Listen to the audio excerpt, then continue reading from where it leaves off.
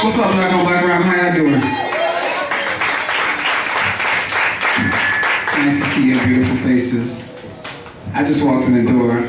Life said he was gonna call me up. I don't know what to do. Clearly I have to be over here. All right, so I'm gonna do some poems. Life, how many you need me to do? One or two? All right. All right.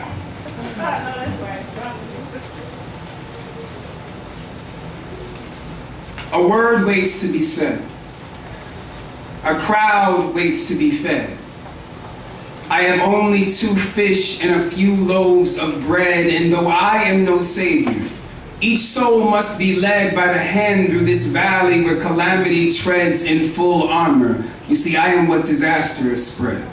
A purveyor of language, a shadow of the dead, mirror image of the living. I cut where you bled, and where you've got a bandage, I've got badges instead. And thus poet and listener are joined by a fate that both puts up a wall and opens a gate. Like the perfect reflection of your face in a lake, the poem's glass surface reveals all that we take and give, and each of us holds a valuable stake in the sacred exchange of this magic we make, and what God hands constructed, no mortal can break. In an age of false prophets, some things you can't fake, like the blossoming hope on the split open face of a 3-time felon in a cell block who waits for his once-a-month visit from the woman he hates to see cry when she leaves. So at night, he creates broken verses in his cell, and one night, very late on the radio, he hears a poem whose rough lyrics relate feeling exiled from love, like a stranger behind gates, and thus poet and prisoner are connected by fate. There's a girl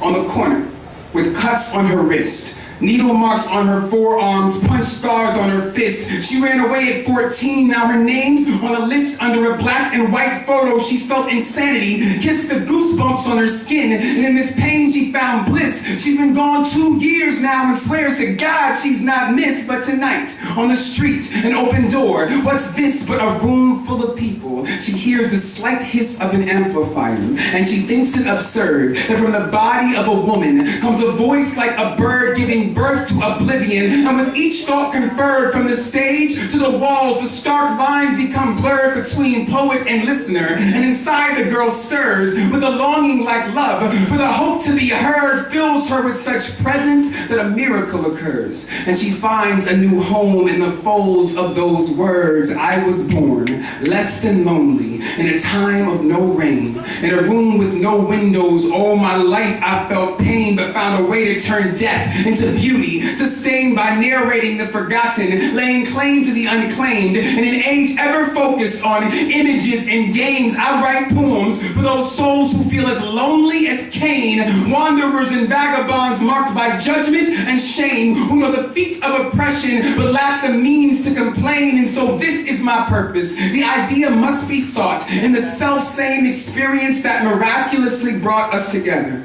In our words are the battles we fought, the triumphs we gained, and the pain we have wrought. And the hope that transpires is the light of the day, for both poet and listener are defined by the way they give meaning to moments. So the truth is that maybe my poems can feed you only because first they saved me.